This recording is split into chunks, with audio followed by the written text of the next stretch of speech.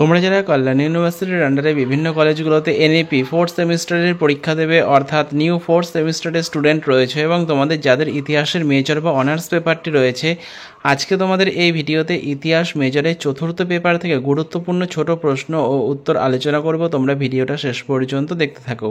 তো দেখো, প্রথম প্রশ্ন, আলভার এবং নায়নার কারা ছিলেন?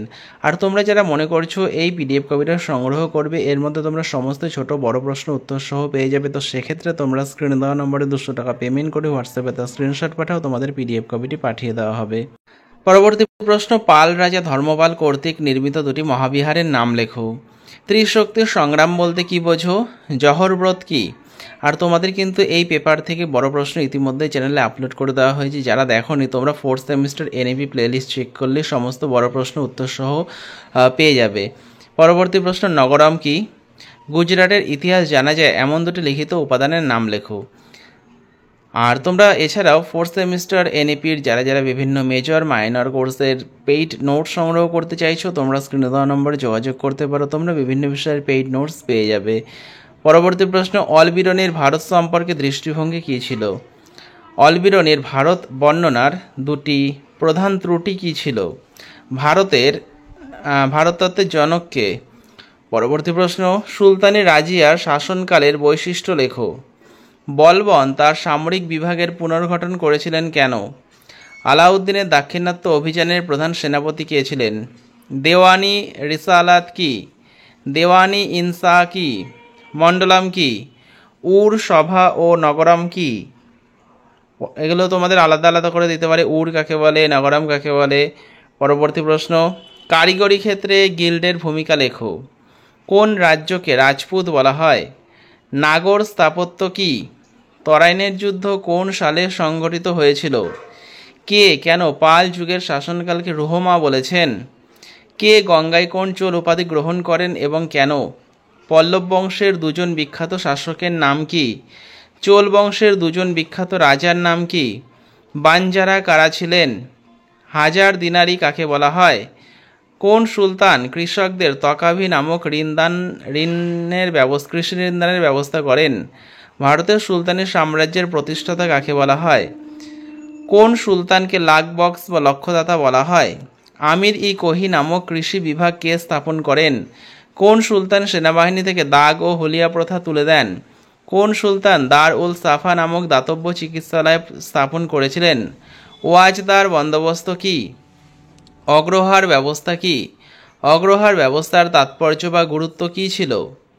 উলেমাদের প্রতি মোহাম্মদ বিন তুগলকের দৃষ্টিভঙ্গি কী ছিল? খলজি বিপ্লব কি?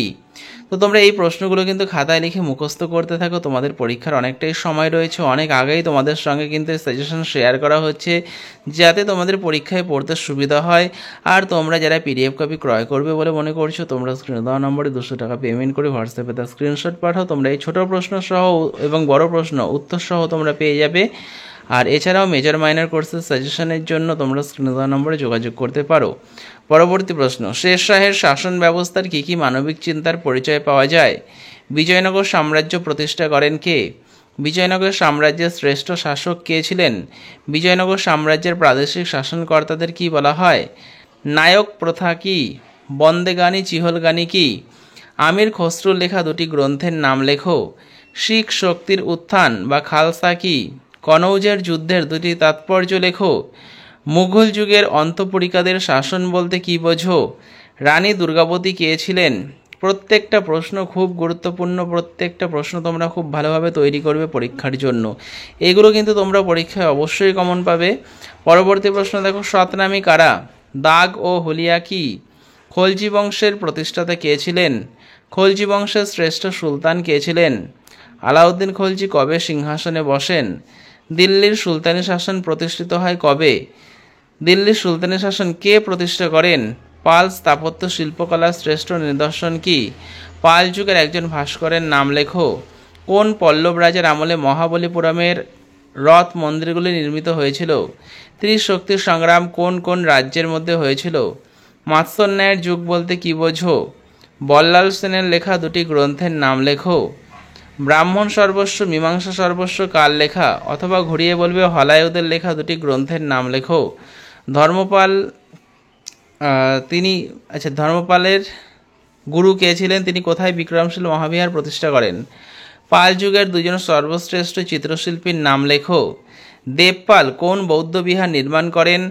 দেবপালের সময় নালন্দার অধ্যক্ষ কে ছিলেন? চর্যাপদ কি? পাল যুগে দুজন বাঙালি গ্রন্থকারের উল্লেখ করো।